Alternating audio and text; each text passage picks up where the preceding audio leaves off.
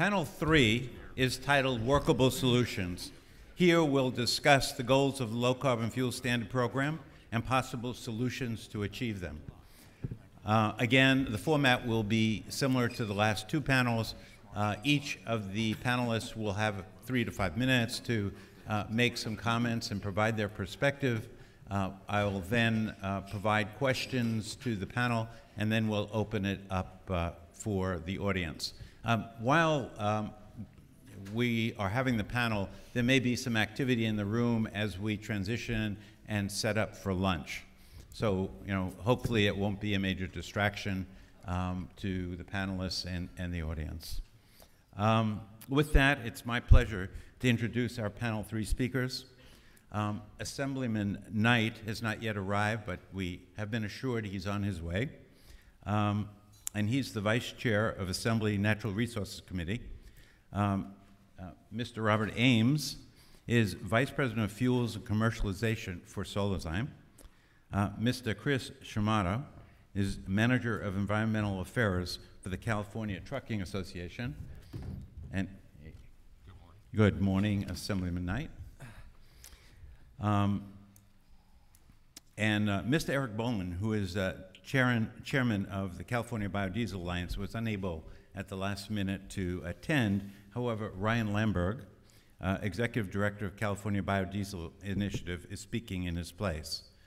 Mr. Simon Mew, Scientist in Energy and Transportation Program for the Natural Resource Defense Council, and Mr. Rick Zaleski, General Manager of Crude Manufacturing Strategy, Technology, and Commercial Integration for Chevron Corporation.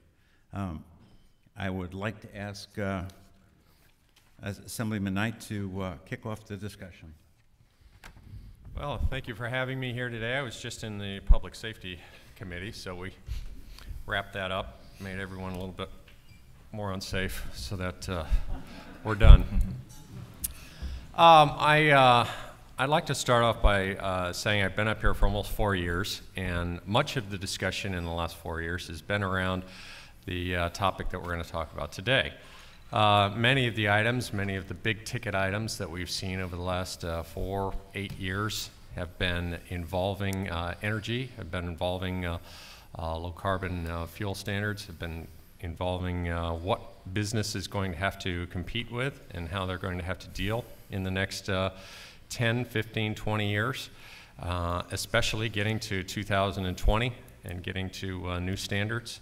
I'm sure that everyone's mind is wrapped around AB 32 and SB 375 and some of the companion bills that came in the follow-on years. And so, my discussion and my part on this panel is going to be how the legislature came about some of those issues, how we're going to move forward, how some of that's going to affect business and going to, hurt business and hopefully, in the end, have some effect. But that's going to be my position up here on the dais, is trying to help navigate what the legislature has done in the last 200 years. Mr. Ames. Thank you. Well, boy, that's an interesting segue, because what I'm here to talk a little bit about today, and we've heard a little bit about this this morning, I guess, some of the dislocation, the economic challenges, et cetera, that come along with kind of what we've seen with LCFS. But what I'm here to talk about today is some of the powerful benefits to what we see going on, and maybe some of the broader cross currents that have led Solazyme to be where Solazyme is today. I guess in some ways, it's interesting. I'm as Bob mentioned, I'm in charge of fuels commercialization for Solazyme. Solazyme is an algal biofuels company. We harness algae with and use sugar to create renewable fuels. And largely, we're in the area of renewable fuels. We're talking about here drop-in replacement fuels. So these are fuels that are chemically identical to the fuels they replace, and in a lot of cases can drop right into existing refining infrastructure. So it's a pretty exciting it's a pretty exciting technology, and I've been associated with this technology now since, for several years. Previously, I was with Tyson Foods, where we founded a renewable energy division that took Tyson's animal fats from animal livestock processing, converted them into fuels, working with ConocoPhillips in Borger, Texas, and then building a plant down in Louisiana, and with a company called Centrolium. And what I can tell you is that during the time I've been involved with differing energy ventures, what's become clear and what I've seen over time is how a lot of companies have migrated out or just simply chosen to incorporate and get started in California. Now, a lot of these companies are going to have operations all over the planet by their very nature. Companies today tend to be global enterprises and able to seamlessly operate throughout the world. But California is really a hub of clean energy technology, and it's largely because what a lot of you folks have been involved with. Everybody knows kind of if you want to get into the movie business, you go to Hollywood. If you want to work in high finance, you go to Wall Street. And if you want to work in traditional oil and gas, you go down to Houston. But if you want to work in clean tech and you really want to make a difference and you want to be around supportive institutions like the state, the university systems here, when we're talking about Stanford and Berkeley, the VCs that are here to support it, the Bay Area is a place to be. And so I think California has really been a great place for Solazyme ever since, we had our own garage store. We founded in a garage in 2003, and the founders came from different parts of the country. Had backgrounds that had them in different places, everywhere from Georgia to New York to Utah. They could have started the company anywhere, frankly. Didn't matter, right? I mean, could have started it in New York City, could have started it in Houston, but they chose to start it here, and it's because of the supportive clusters that are out here. And what Solazyme has done in its just real short time period of operations is, we've manufactured product here at a benchtop scale, at pilot plant scale, both here and in other states. We've manufactured nearly 500 metric tons of oil in the last couple of years. Much of that went to the United States military. Where not all that long ago, they had a Navy destroyer sail up the California coastline on drop-in fuel that was made, again, using Solazyme's technology. And in the meantime, also, we've been working with the private sector, working with United Airlines, who's been really at the forefront here in using our fuels for commercial air traffic. We've also worked with Genentech, our neighbors in the Bay Area right there in South City. And we've got a program ongoing with Volkswagen as well, where we're testing testing our fuel in vehicles. So, and we've got some vehicles at Solazyme that run on our fuel. So this has been a great place for us to really start our company, build our company, establish connections for what's going to be, really a growth driver of jobs and sort of economic innovation for the 21st century. So, in the fuel we produce, it is a very low CI fuel. So it's a great fuel. It's prioritized very much for the California market, and we think it's vital very much that California continues to lead. I think we've heard some great ideas over the past few hours, and maybe areas where programs can be tweaked, et cetera. But I think there's really, but I think that the institutional framework that's been put in place so far is just absolutely vital for companies like ours to make it through, as they say, sort of the valley of death, which is the point from startup to the point where there's commercial operations. So, and we're on our path, or we're well on the way to doing that. And right now, stability in legislation, stability is very much the key for us. Thank you. Mr. Shimoda? Chris Shimoda, Manager of Environmental Affairs for the California Trucking Association. Really happy to be here to supply some of that perspective that's been talked about, but I believe that we're the only end user that's actually represented on the panel today, so very happy to bring that perspective here.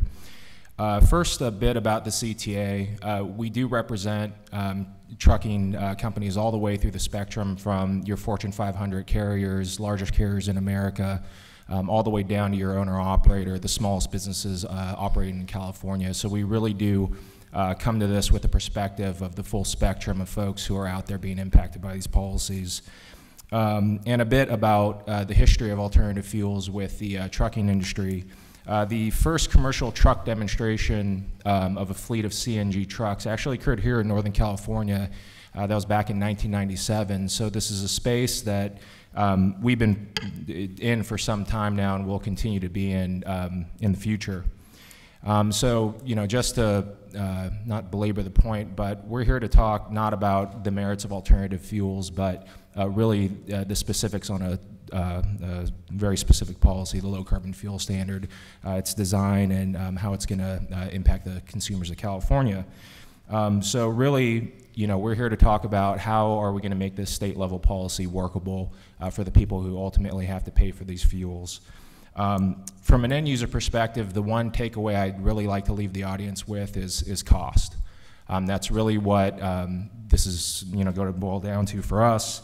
Fuel is the #1 capital cost for the trucking industry, and that break between cost of labor and fuel breaks at around $4 per gallon diesel. It varies depending on your operational model. There are certain applications that are much more fuel intensive, but just in general, you know, once you cross that $4 a gallon threshold, you're talking about the #1 cost that the trucking industry faces. So we are highly sensitive to fluctuations in the fuel price market. One comment about something that I think is going to be instructive going forward. The spread in California versus the rest of the nation on the average price of diesel currently is already at 25 cents per gallon. You know, in real terms, this works out to about $3,000 to $5,000 more to operate the same identical truck in California versus, you know, a similar truck in, let's say, a neighboring state like Nevada. So we are already, with the existing 25-cent spread, put at a pretty big competitive disadvantage through, you know, various reasons why California already pays more for diesel fuel. So this should come as no surprise. There was a 2008 UC Davis study that showed that about 50 to 70% of the trucks entering California already actually fuel up outside of our borders and carry non-California diesel fuel, you know, all over the highways in the state. And these trucks account for about 1/4 of the total vehicle miles traveled in the state. So we already have an issue with this 25-cent spread, with folks coming in with out-of-state fuel. If you want to call that leakage, you know, you can go ahead and call it that. So let's talk about what's going to happen with the spread after low carbon fuel standards comes into play.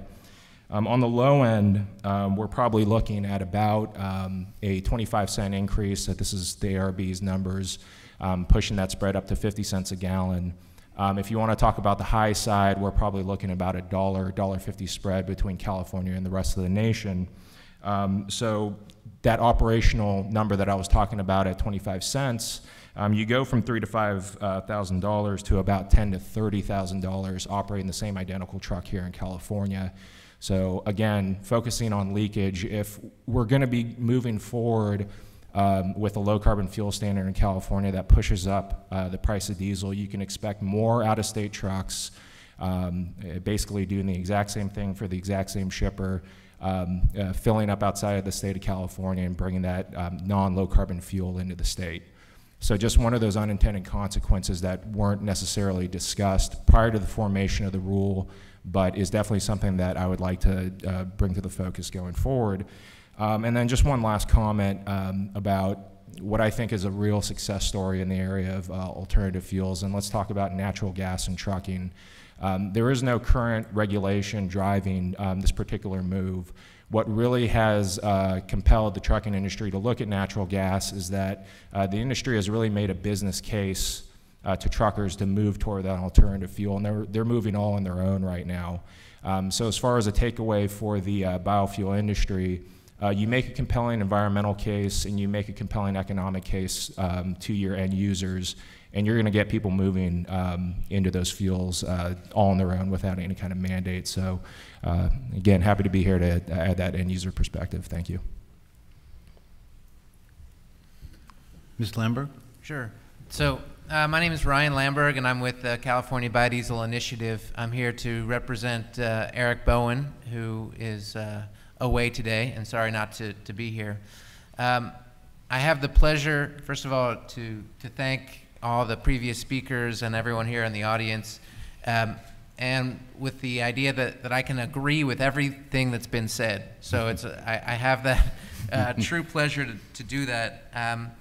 I think I'm also representing a fuel that is a silver lining to a lot of these discussions here today, because it's one of those fuels that is available now with a very low carbon intensity.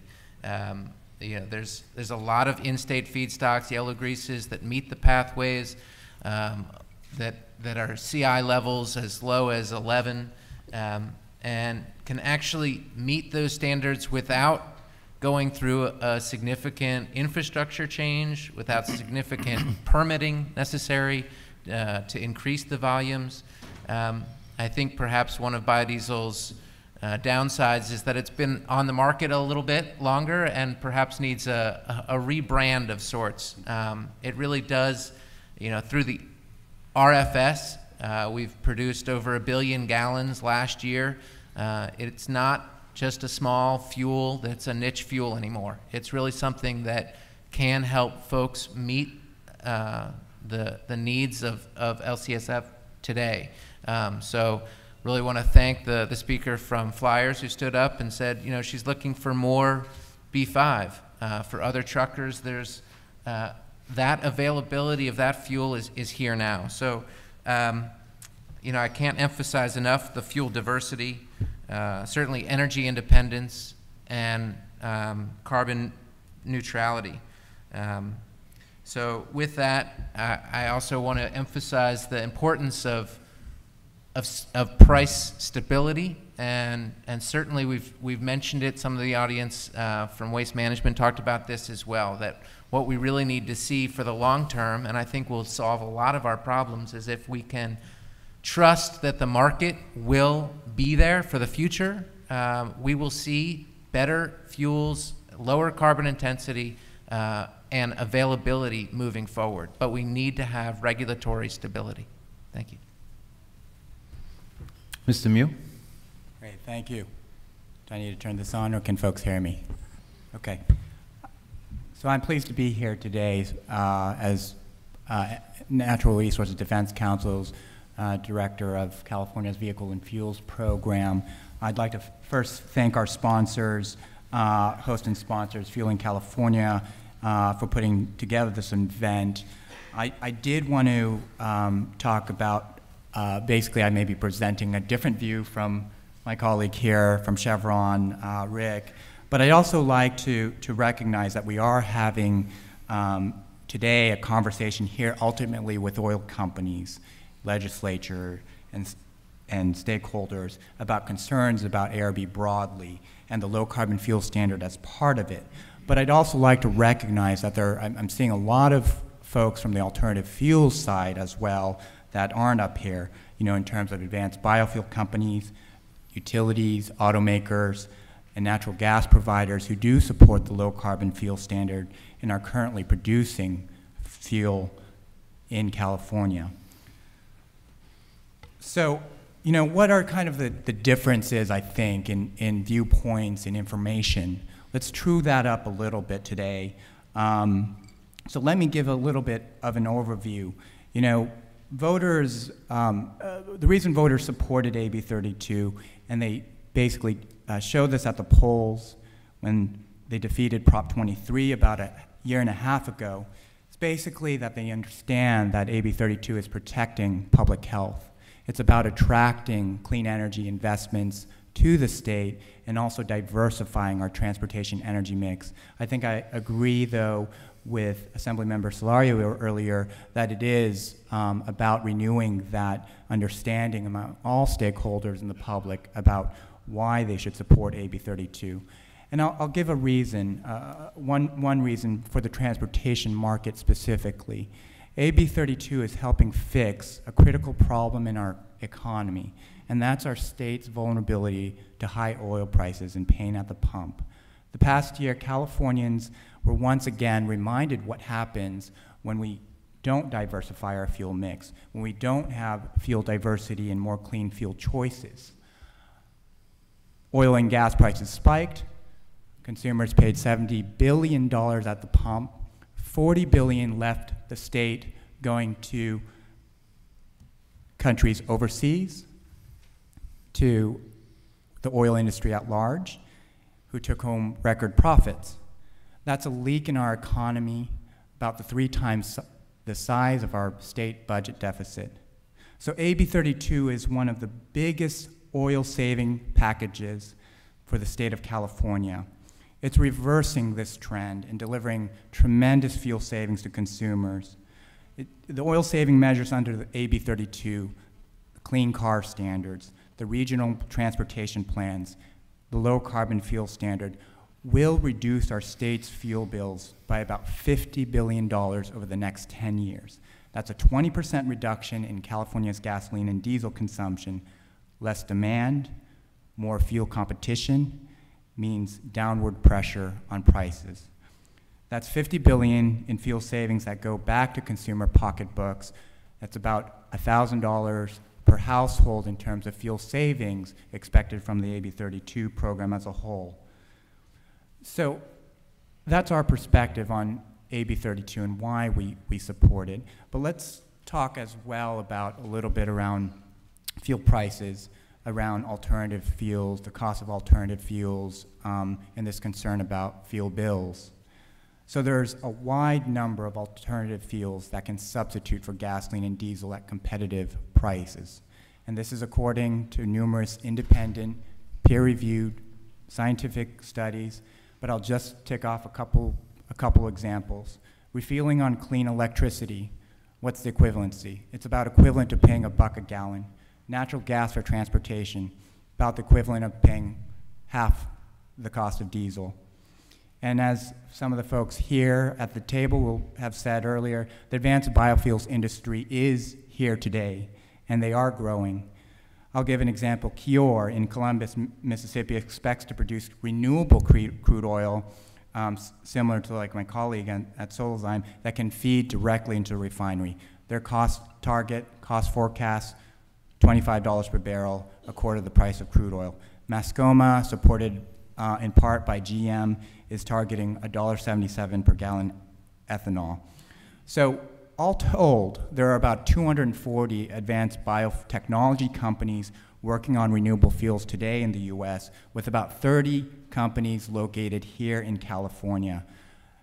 Let's talk about supply. There are plants currently under construction in the US, now expecting to come online this year and next. But let's also be clear, I think the gentleman from Waste Management, others at this table have talked about having certainty. And it's no secret that oil companies aren't exactly excited about the RFS or the low carbon fuel standard. But let's also recognize that removing those critical policy drivers, weakening them, creates a destabilizing investment climate in an already tough economy for advanced biofuel providers. So it's a self-fulfilling prophecy. If there's enough uncertainty created around clean fuel standards, then no investments will be made. If there are no investments, then the standards by definitions can't be met.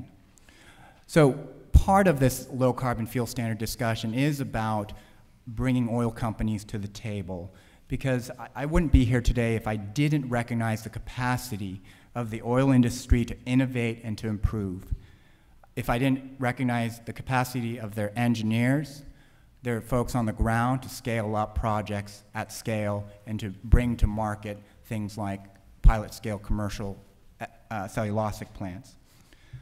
For comparison, the auto industry reached an agreement with the federal government in California to double the fuel economy of their products, cutting emissions by nearly a third by 2020. The utilities are cutting their emissions by hitting 33% renewable targets by 2020. The LCFS, by comparison, asks oil companies to do a smaller share, a 2.5% reduction in 2015, growing to a 10% reduction in 2020. We believe the oil industry can and should employ their engineering talent and capital resources to become leaders in the clean fuel space. And so while some are starting to invest more seriously, and I will cite BP, I see Ralph and Miles here, their biofuel efforts to establish one of the first cellulosic plants in the next year or two, the overall industry picture tells a very different story. In a study we conducted, looking at all the consulting data and investment bank data we could gather, we found that for every dollar the oil industry invested in drilling for more oil, less than half a penny was invested in alternative renewable fuels. So when we talk about investments, it's more about helping redirect those investments, large investments being made in oil to scale up renewable fuels. So for example, the industry invests about $40 billion annually in capital expenditures in a single crude oil source, tar sands. If just a small fraction of that were redirected and redeployed to scale up advanced renewable fuels, it'd not only be enough to meet the standards, but it'd be enough to exceed it. So we're committed to doing our part, to working with the oil companies to help them succeed and comply and over-comply with the standard. But it's also a two-way street, and the oil companies do need to start redirecting capital expenditures to provide more clean fuel choices for California consumers. So I definitely appreciate the dialogue today, and I do think we need to true up some of the information, and I'm hoping Rick can help address some of this. Mr. Mew, thank you so much. Mr. Zaleski? Thank you, Bob. So I'm glad to be part of today's panel because the issue at hand will affect every person in this room, every person in the state, and every business in our great state. I'm also glad that there are so many stakeholders here because whatever we come up with, the solutions, as was said earlier today, have to work for all of us. So let me start with some common ground, because there is some. We understand the intent of CARB, create a technology driver for lower carbon fuels. Chevron was on board with the goals in the beginning. In 2007, we began helping CARB implement the low carbon fuel standard by sharing our technical advice with them and the University of California, as well as providing input into the regulatory framework. We have a long history of providing clean and affordable and reliable fuels to Californians, and for the past 5 years specifically, we have collaborated on the R&D necessary to develop low carbon fuels with the Department of Energy, various universities, several advanced biofuel startup companies, and a joint venture with Weyerhaeuser, one of the largest U.S. forest management companies. We've researched 100 biofuel feedstocks, 50 unique conversion technologies, including some of those that are represented by my colleagues here on the dais today, including hydrolysis, fermentation, gasification, thermal catalytic, blah, blah, blah, chemical speak, a lot of different choices. Our goal was basic. We're looking for ways to make low carbon fuel that will be profitable, scalable, and affordable to consumers. Scale is particularly important because California represents the largest transportation fuel market in the U.S., over 20 billion gallons a year. But after 5 years of R&D, we've come to an inescapable conclusion. The goal of the California LCFS is not achievable. From consumers to business, the California economy, LCFS does more harm than good, for 3 basic reasons. 1, technology is not there. The LCFS requires a 10% reduction in the carbon intensity of the fuel in California. And because the program doesn't allow enough time to develop that advanced lower carbon technology that we need at the scale to make a difference, LCFS simply encourages marginally less carbon intensive fuels made with conventional feedstocks and technology to kind of move around the globe, so-called shuffling. But it doesn't really result in the overall meaningful greenhouse gas reductions that everyone wants to see. For example, the only way that we could meet the LCFS targets in the later years coming up is to import, as has been said earlier, hundreds of millions of gallons of Brazilian ethanol to make E85 in California. Our demand for our state would be so high, it is unlikely in our view that even Brazil will be able to meet both of our needs, their country as well as ours. And we could see Brazilian ethanol coming here and US ethanol going there. Another technology hurdle is that E85 only works in flex fuel vehicles. It does work there, but let's talk about where we are. Based on data from CARB and the Energy Information Administration, we estimate that California would need 10 times its current number of flex fuel vehicles to use enough E85 to make compliance possible in 2020 with the current technology. Given the flex fuel population product volumes and California's sales, we do not believe the necessary number of flex fuel vehicles will be there. Feedstock, second point, it's not there. As the demand for biomass to meet goals of multiple environmental laws increase, so will competition. This competition is a real factor and it limits the availability but also increases cost. For example, in our experience, we found working with Weyerhaeuser that wood chips have a variety of uses, not the least of which is advanced biofuels, of course, but they're being sold in Europe for co-firing of coal-fired power plants. And without time for innovation, sufficient quantities of the biofuels feedstock won't be available at an economic cost. And number three, the economics aren't there yet. A couple factors come together to keep costs high, and there's an issue, as I mentioned earlier, around feedstocks and limited availability in itself increases cost. Even beyond the challenges of feedstocks are the cost of building commercial scale biofuel facilities. They're enormous. For example, some of the ones that have been described today are 8 times the cost what it would build a company like ours would spend to build a conventional refinery daily barrel of installed capacity. The costs of biofuel production plants are high, but partly because the technology is new. With limited feedstock availability will mean that many of these advanced biofuel plants are unique because the feedstocks are unique. That is, they are built to generally utilize regionally available feedstocks, and with unique designs comes higher costs. High costs will be borne by not just the refiners and producers, they'll impact the business and the consumers, and high costs will also negatively affect the state's economy, which is already in need of growth and new jobs. So in 2007, CARB was well-intentioned. Their vision of LCF was to spawn technologies that would produce low-carbon fuels. Advanced low-carbon fuels at affordable prices and at scale may eventually become achievable, but not through today's LCFS, because today the technology, the feedstocks, and the costs aren't there. And fuel programs that are unworkable due to technology, resource, or market limitations can have what we've described earlier as unintended consequences that can stretch from the state's economies down to the consumer's wallet. So what we need to do is change LCFS. We should do it now. CARB should undertake an immediate and accelerated review of the program and make fundamental changes to its designs and timing of the implementation. Failure to modify what's on the books today will hurt business, consumers, and the economy of California.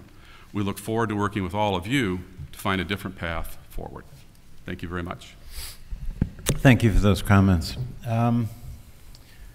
Let me pose a couple of questions. I'd like to pick up on, I think, what Mr. Mew talked about a little bit and Mr. Ames, and that was about the number of biofuel companies here in California. I think there's well over 30 companies, and folks like Solazyme, Rentech, Amyris, Sapphire, are just a few of the companies that I'm working with on a day-to-day basis. The problem is not one of them is looking at a project here in California. Amyris is down in Brazil. Solazyme is looking at Brazil. Obviously there are some feedstock issues here, but wouldn't we think that a low carbon fuel standard that would incentivize just the kind of fuels we need result in investment here in California for advanced biofuels that would help us actually achieve the low carbon fuel standard? Well, I'll be short. Bob, we had this conversation a little bit yesterday. I do think, maybe there's an area of consensus here around the feedstock issue, around basically being able to source, being able to identify feedstocks in California. Yes, absolutely, we want to see biorefineries here in California producing lower carbon fuels.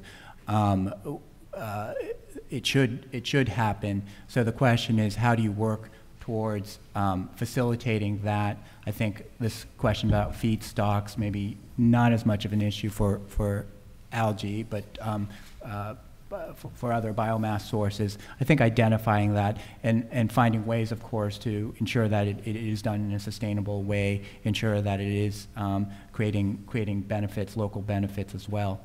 Yeah, and just to add to that, I pick up on those comments and just say, you know, I think we're going to be, Solazyme's going to be a global company, and not unlike a lot of other global companies, we're going to have global operations. So just as Google has research centers here as well as in China, just as Tesla manufactures cars on the East Coast in addition to, I believe, here, you know, we're going to manufacture fuels or in particular our oil in multiple places. We've been producing oil for a long time at our pilot plant that's located here. We've manufactured oil down in Southern California at facilities that we've used on a tolling basis from others. And we're very excited about the opportunities here in California. There are feedstocks that are available in the Central Valley. So I'd caution to say, you know, just because kind of either you know, we haven't built the plant yet here doesn't mean there will never be a plant here. Kind of like just because the industry isn't scaled up today to produce all the gallons that are required doesn't mean that they won't be here tomorrow. I'd say stick around. This is going to get really interesting. You're going to see some great work done by a lot of great companies here in California, and I think that it's folks that are in this room here that are going to be driving that, as long as we have some policy certainty going forward. Bob, can I interject real quick? And Absolutely. Go ahead. Just say that, you know, I just did a recent tour of biodiesel facilities in California, and we have companies, we have people that are working in making clean fuel. So what we need to see is people investing in that, and we can actually be achieving some of our goals, maybe not all the goals of 2020 tomorrow, but certainly we can make real strides by investing and creating stability for those companies that exist. There are workers, there are fuel sources, there is availability, and I couldn't agree more that if we invest in it, the feedstocks will be there. I think there's just too much trepidation by those investments outside of California to not invest in what we could be expanding upon, and we actually have the availability now. So I can't emphasize that enough, and I don't think that biodiesel should be kind of glossed over as not offering something significant to the conversation. Senator Knight. And if I could just add one more element to that, the reason you do need strategic, coordinated investment in this area is you have to remember what you're competing against. You're competing against crude oil, which is not a free market. It is dominated by about 85% state-owned oil companies, not many of whom aren't friends of the U.S. And they control, you know, to some extent, the prices of crude oil. So you do need that strategic, I think, coordinated effort around the feedstock question here in California and more broadly in the U.S. Well, I think I was brought onto the panel to be the bad guy and to be mean up here, so I guess I'll jump into that. You know, the question was, we have 30 companies here, but no projects in California. There is a reason for that. I think that one of the panelists said that if you want to build an airplane, you come to California. You don't do that anymore. We build one airplane in California. That's the C-17. It'll be done in 2 years. And we are finishing projects for other countries right now. If you want to do a movie, you come to Hollywood. That is not true. In 2009 was the first year more movies were produced outside of California than inside of California. The three industries that drove California were movies, aerospace, and farming. That's what built California. Everything else is great, but those three industries built California. We scare those industries off today. So I think the question of, we have these companies here, but we don't have any projects in California, we can go back to what Toyota did when they were building the Highlander plant. And we're trying to lure them here because 32% of all the Highlanders were sold in California. Well, they're built in Mississippi today. It's because of the stability of the legislation that we pass on an every 6-month period. It's not every couple years. It's not so that business can catch up. It's every 6 months we go in and we change it. AB 32, I'll just use this as the poster child because I'll be talking about that, is the one that we change continually. And every 6 months, every month, every day, we're talking about a new provision to that. Not a correction, a new provision. I just came out of a committee yesterday. We talked about provisions to that. That is what drives California, is how we can do something to the business industry, and then 3 months later, we're going to change it. Because in 3 months, you can figure it out, and trust me, if we change it every 3 months, you're going to invest here. I mean, that's the way we think up here. What we should be doing in California is saying there should be a moratorium right now. What we should do is say we want investment dollars. Yes, we have the bright people here. We have Silicon Valley. We have all of those types of great things here in California, but we don't have the investment dollars like we did 20 years ago because people don't know what we're going to do. And I point at myself, what the 121 people in the legislature are going to do on a day-to-day basis. So if I take anything from this dais up here, it's that stability is the key. I agree. I agree.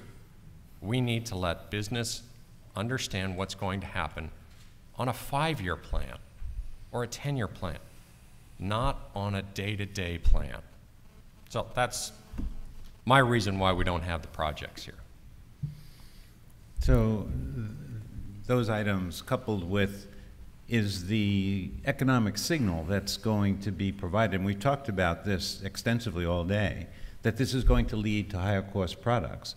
I mean, those higher cost products, I assumed, is the signal to companies like Solazyme to think about California as the right place to make these investments. Is the signal not going to be big enough? I'll jump into that one.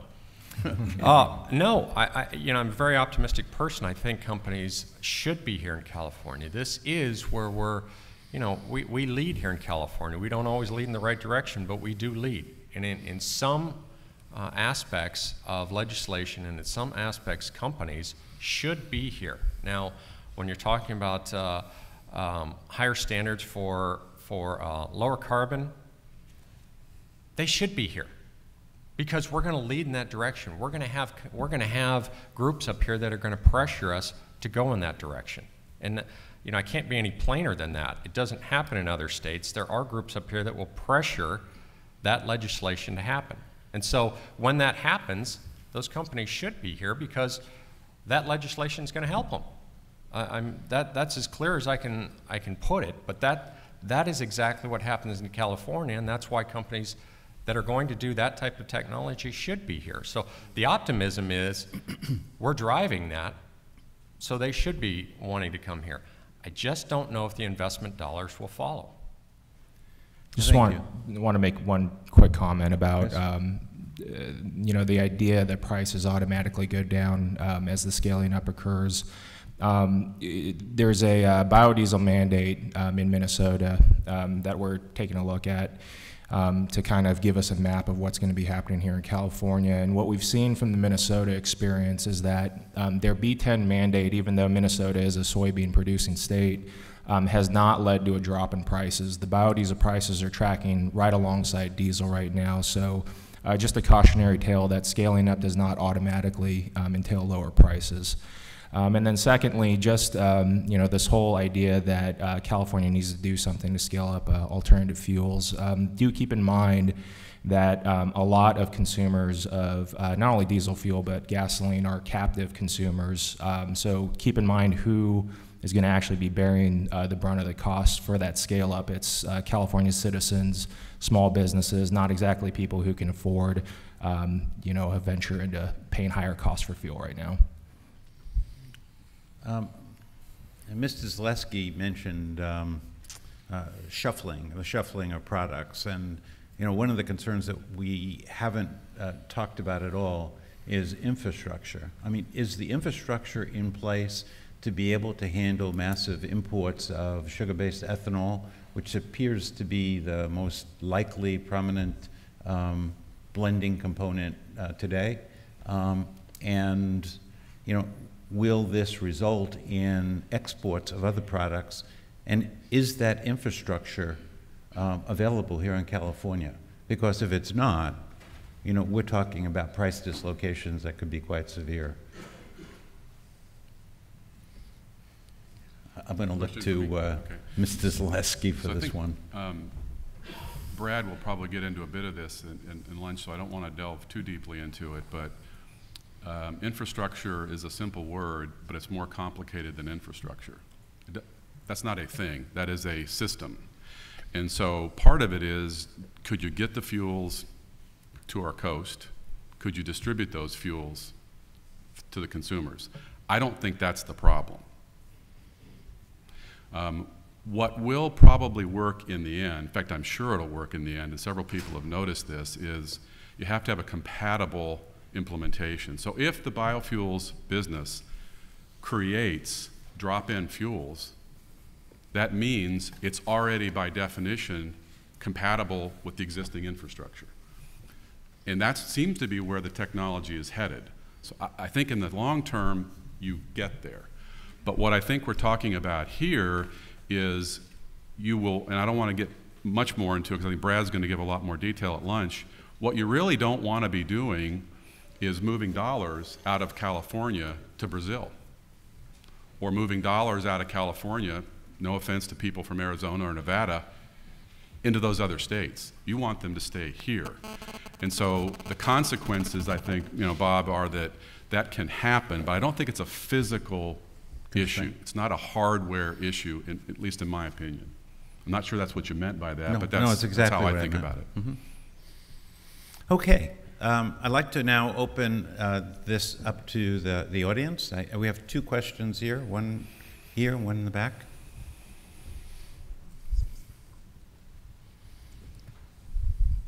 Hi, my name is Tom Folks. I work with a company called Mightycom, and one of our clients is Bosch Diesel Systems. This is the world's largest maker of diesel injection systems. And with regard to biodiesel, Bosch also has an interest in not glossing over the discussion about fatty acid methyl ester biodiesel, which is generation 1 biodiesel. Right. And the primary reason for that is because of the variance across the country in the quality of the fuel. There's a very significant reason Bosch is concerned about this, and it goes to emissions standards.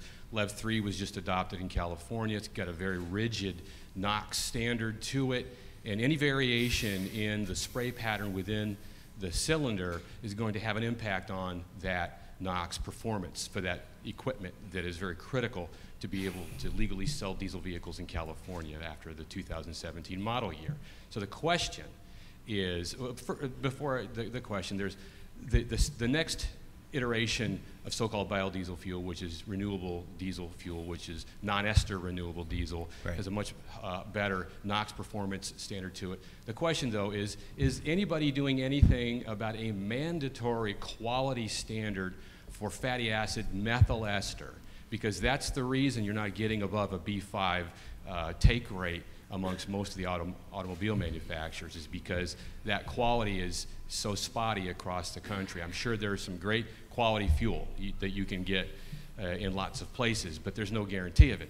So the question is, and it could be to my industry friends from Chevron, it can be to the biodiesel people, is there any move afoot to require a quality standard of fatty acid methyl ester similar to a quality standard that we have right now for ultra-low sulfur diesel fuel?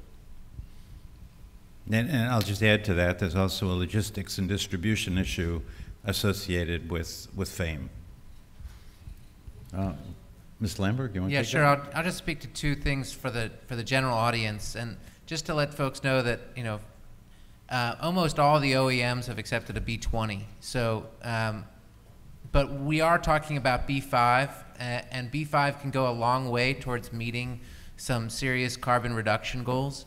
To answer the question on quality, I think the quality, again, I'm not a chemist and I can't speak towards every single shipment, but I do know that quality has dramatically improved across the biodiesel industry, and that the industry has taken great steps to keep that high quality fuel. So that's why I believe that OEMs have trusted that, and not only has it gone up to B20, but many of them accept a B100. So there has been some improvement, and I know that the B5 does work seamlessly with D975. So I think there should be some inherent trust in that ASTM standard. Thank you. Hi there, I'm Bonnie Holmes-Jen. I'm with the American Lung Association in California. And the American Lung Association followed the low carbon fuel standard through the very robust public process, I might say, through the development of the regulation and even after the regulation. And I just wanted to make 2 comments. Number one, that the American Lung Association we have supported and we do support the low carbon fuel standard. And we think that it's important to thank the ARB for making California a clean fuel leader, and we support the calls for consistency in rolling this regulation out. And then we've heard that today from some companies that have invested in cleaner fuels, the importance of not changing the rules of the game. But I wanted to make a comment that there's been a lot of discussion about the cost and the price of gasoline and diesel. That's, of course, a key topic here. But if we are going to have the open and honest discussion that has been referred to about fuels policy, we really need to look at the air quality and health impacts of our fuels. We need to look at the benefits of cleaner fuels. We need to look at the public health burden that's happening now because of our dependence on petroleum fuels. And if you look at the numbers, they're really quite shocking. It adds up to billions of dollars every year that the public is paying now because of the health costs from dirty air and the illnesses and hospitalizations and other health and economic costs. So I just want to, let's broaden the discussion. If we're going to have this discussion, let's broaden it and bring in an issue that the public really cares about, which is the health of their families and their children and future generations. And this is a critical factor and the reason why the American Lung Association has been involved in this issue. Great, valuable perspective. Thank you. Over here on the left. I'm afraid this will have to be our last question.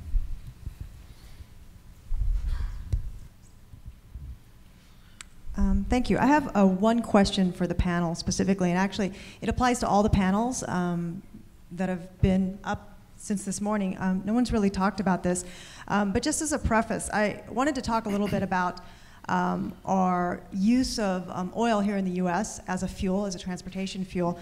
Just some stats to share. Since 2005, we've actually decreased the amount of transportation fuel we import from 12.5 million barrels to about 8.6 million barrels. And that's actually a wonderful thing if you think about it, that we've made those reductions. Now they've come through a number of different reasons: low efficiency fuels, the recession, et cetera, alternative fuels.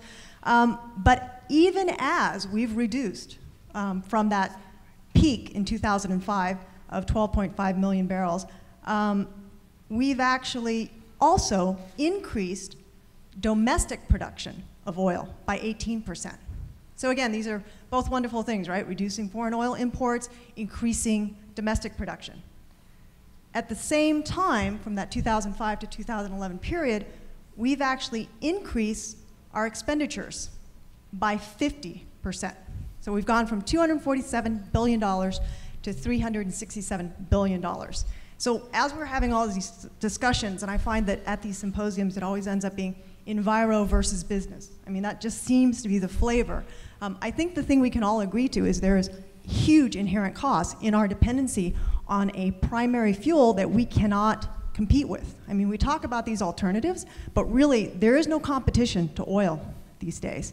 So my question to the panel, in talking about the limitation of biodiesels specifically to meet these LCFS standards, no one here has talked about methane, which has, or methanol, sorry, which has a number of different feedstocks, many of which are not limited and constrained in the same ways as the biodiesels. So that's my question to the panel. Why isn't methanol being discussed as an alternative fuel to meet these standards?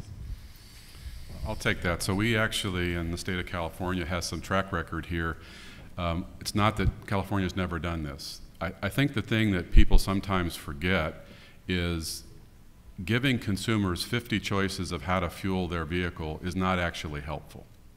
It actually increases the cost. So what we need to do is align around those that we think have the best nexus of the health benefits, the cost benefits, and energy security. And it's a short list, it's not a broader list. There are a number of things that you can do, but at the end of the day, we're all consumers too. And if there's not a value proposition when I go to the fueling source, I'm not buying it. Or if the vehicles are not available, I'm not buying it. Or if I can't go from point A to point B at my will and expect there to be fuel wherever I want to go in America, I'm not buying it. So that's the dilemma. Now, what I think this is all about is we've got a really interesting experiment going on here. I think it's fabulous. We've got a technology vector and we have a time vector. And no one said you arbitrarily have to predetermine when they intersect. Ultimately, you want that to occur. But I know of no way to schedule innovation. So, if they are not intersecting, let's adjust them until they do. So that's a viable pathway. We can go through and have that discussion again. But at the end of the day, what we're looking for is technology to come forward at scale, at cost, all those things. It's not there yet. Doesn't mean it can't be. But I think California is doing something, as was mentioned by the gentleman from BMW, that is pretty interesting in terms of a construct. So that's my experience with that fuel. It's not that it doesn't work. You know, you can put those things in a car. Racing engines do it. Is that a scale solution that everybody, all the stakeholders align around? And that's the real magic in this conversation. Well, thank you. I'd like to thank the panel. I think the discussion has been both interesting and provided some real critical perspectives on the subject.